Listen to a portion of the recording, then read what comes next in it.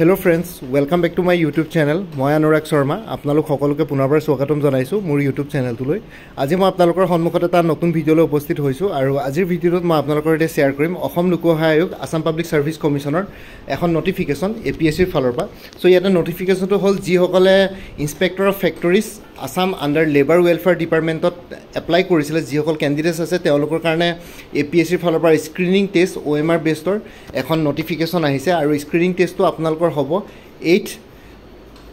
আগষ্ট 2024 ঠিক আছে 8 আগষ্ট 2024 বৰ্ষত আপোনালোকৰ স্ক্ৰিনিং টেষ্টটো হ'ব ৰাতিপুৱা 10টাৰ পৰা 12টা লৈকে 10 AM to 12 noon general studies এখনে পেপাৰ আছে ইয়াতে সো ইয়াতে আপোনালোকে দেখিছে ইয়াতে প্ৰগ্ৰাম দিয়া আছে স্ক্ৰিনিং টেষ্টৰ 8 আগষ্ট 2024 থাৰ্সডে পৰিছে বৃহস্পতিবাৰ পৰিছে আৰু 10 AM to 12 noon পৰিছে এটো কোনো সানডে বা কোনো কি বুলি কয় হলিডেত পৰা নাই এবাৰ পৰীক্ষা এবাৰ থাৰ্সডেতে পৰিছে 8 আগষ্ট আপোনালোকে যদি এবাৰ চেক কৰে ক্যালেন্ডাৰ দেখিব যে এটো থাৰ্সডে পৰিছে আৰু লগতে ইন্টিমেশন লেটাৰ বেলেগকে পঠিওৱা নহয় আপোনালোকৰ লিষ্ট অফ ক্যান্ডিডেটস খন 25 জুলাই 2024 ত তেওঁলোকে ৰিলিজ কৰিব 25 জুলাই 2024 ত আপোনালোকে লিষ্ট অফ ক্যান্ডিডেটস পাই যাব মানে নেক্সট কাইলে আপোনালোকে লিষ্ট অফ ক্যান্ডিডেটস খিনি পাই যাব 25 জুলাই কাইলে আৰু লগতে এডমিশন সাৰ্টিফিকেট আপোনালোকে 1 আগষ্ট 2024 1 আগষ্টৰ দিনাখনৰ পৰা কমিশনৰ ৱেবসাইট www.apsc.nic.in ত আপোনালোকে ডাউনলোড কৰিব পাৰিব সো এইখিনি ইনফৰমেশন আপোনালোকে মনত ৰাখিব আই হোপ আকৌ মই বেলেগকে ভিডিও বনাব নালাগে আপোনালোকে 25 জুলাই দিনাখন কাইলে আপোনালোকে চেক কৰিব যিসকলে এপ্লাই কৰিছিলে ইন্সপেক্টৰ অফ ফেক্টৰীজৰ কাৰণে তেওঁলোকৰ কাৰণে লিষ্ট অফ ক্যান্ডিডেটস ওলাই যাব যিসকল ক্যান্ডিডেটছক স্ক্ৰিনিং টেষ্ট দিবৰ কাৰণে এলাউ কৰিছে তেওঁলোকৰে এডমিশন সাৰ্টিফিকেট এই লিষ্টখনত যাৰ নাম থাকিব তেওঁলোককে এডমিশন সাৰ্টিফিকেট ডাউনলোড কৰিব পাৰিব 1 আগষ্ট 2024 পৰা সো এইখিনি আসলে বেলেগ আৰু একো ক'বলগীয়া নাই আৰু বাকি PWD ক্যান্ডিডেটছ সকলে স্ক্ৰাইবৰ কাৰণে যদি এপ্লাই কৰিব বিচাৰে তেনে সাপোৰ্টিং ডকুমেন্টস কমিশনৰ মেইল আইডি লাষ্টত দিয়া আছে apsc-asm@nic.in 27 জুলাই 2024 আগতে পঠিয়াবলৈ কৈছে বাকি মানে আসলে বেলেগ আৰু একো কৰিবলগীয়া নাই বাকি আপোনালোকে যি সকলে পৰীক্ষা দিম বুলি ভাবিছিলে তেওঁলোকৰ কাৰণে অল দি বেষ্ট থাকিলে ভালকে এক্সাম দিব আৰু বাকি ইন্সপেক্টৰ ফেক্টৰীজৰ বাহিৰেও আৰু এটা ইনফৰমেশন আছে এটা APSC এডভাৰটাইজমেন্ট কেনসেল কৰিছে আৰু সেই এডভাৰটাইজমেন্টটো হ'ল আপোনালোকৰ যোনটো stenographer grade 2 English and language in the state Assam secretariat Janata Bhawan general administration ডিপাৰ্টমেণ্টত পোষ্ট ওলাইছিলে তাৰে advertisement dated 30 November 2023 to APSC বৰ্তমান কেনসেল কৰিছে ঠিক আছে কেনসেল কৰিছে এডভাৰটাইজমেন্ট ইয়াতে দেখিছে নোটিছখনত লিখা আছে in pursuance of government letter number iman dated Dispur 12 July 2024 it is for information to all concerned that the commission has decided to cancel the advertisement number iman 30 November 2023 for recruitment to the post of stenographer grade 2 English and language in the Assam Secretariat Janata Bhavan under General Administration Department Assam ঠিক আছে stenographer grade 2 যোনটো post আছিল তাৰে advertisement হৈ গৈছিল online application হৈ গৈছিল কিন্তু বৰ্তমান APSC ইয়াৰ এডভাৰটাইজমেন্টটো কেনসেল কৰিছে আৰু লগতে এতিয়া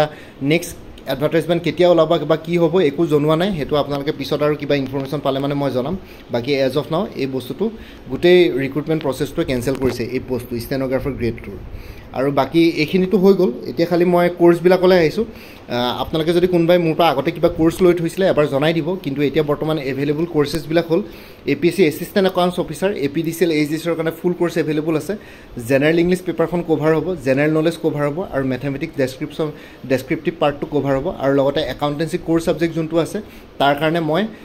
PDF-ত কভাৰ নকৰো কিন্তু লিংক দি দিম আপোনালোকে লিংকৰ পৰা পঢ়িব পাৰিব তাতে 3000 MCQs থাকিব একাউন্টেন্সি ঠিক আছে रुपीस 400 হ'ব গুটেই কোৰ্সটো APSC AO assistant accounts officer APDCL AGCৰ গুটেই সাবজেক্ট পাব খালি কোৰ সাবজেক্ট হিচাপে অকল একাউন্টেন্সি এভেইলেবল আছে ষ্টেটিষ্টিক্স আৰু ম্যাথমেটিক্স মই যদি পাৰো আপোনালোকক প্ৰভাইড কৰিম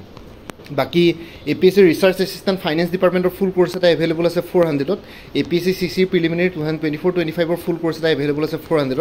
APSC CDPO child development project officer general English আৰু জেনাৰেল নলেজ দুখন পেপাৰৰ ওপৰত ফুল কোৰ্স এভেইলেবল আছে 300 ত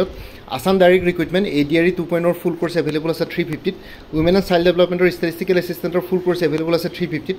আসাম পুলিচ SI কনষ্টেবলৰ অন্যান্য পোষ্টসমূহৰ কাৰণে ফুল কোৰ্স এভেইলেবল আছে 350 ত APSC computer operator full course available আছে 300 ত APSC টুৰিজম ডেভেলপমেন্ট অফিসাৰ ফুল কোৰ্স এভেইলেবল আছে 300 ত APSC motor vehicle inspector MVA ফুল কোৰ্স এভেইলেবল আছে জেনাৰেল ষ্টাডিজ পেপাৰখনৰ ওপৰত 400 ত আৰু কাৰেন্ট এফেয়াৰ্স আপোনালোকে এবাৰ মোৰ পৰা কোৰ্স ললে লাইফ টাইম পাই থাকিব তাৰ কাৰণে আপোনালোকে আকৌ এক্সট্ৰা ফাৰ্ডাৰ পে'মেণ্ট কৰিব নালাগে তাৰ কাৰণে জাষ্ট মোক হোৱাটছএপত এটা ৰিমাইণ্ডাৰ মেছেজ দিলে হ'ল প্ৰত্যেক মাহৰ ষ্টাৰ্টিঙতে প্ৰিভিয়াছ মান্থৰ কাৰেণ্ট এফেয়াৰ্ছখিনি পাবৰ কাৰণে এজ অফ নাও কোৰ্ছখিনিত আপোনালোকে জানুৱাৰী 2023 বা জুন 2024লৈকে কাৰেণ্ট এফেয়াৰ্ছ কভাৰ হৈছে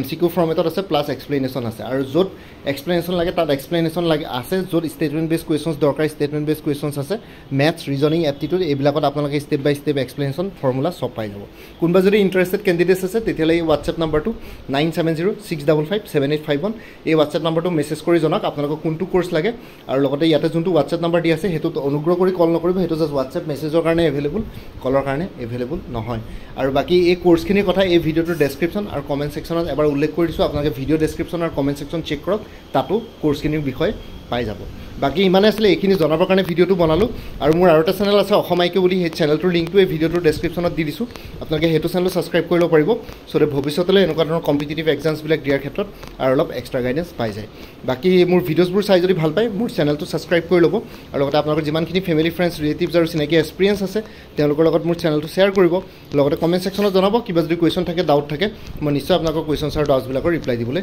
চেষ্টা কৰিম বাকী আজিৰ ভিডিঅ'টো ইমানতে সমাপ্ত কৰি আপোনালোক সকলোৰে পৰা বিদায় ল'লোঁ কাইলৈ পুনৰ এটা নতুন ভিডিঅ'লৈ আপোনালোকৰ সন্মুখত উপস্থিত হ'ম তেতিয়ালৈকে ভালকৈ প্ৰিপেৰেশ্যন কৰি থাকক সকলোলৈ অল দি বেষ্ট থাকিলে bye take care friends Bharat মাতা কি জয় জয় আই অসম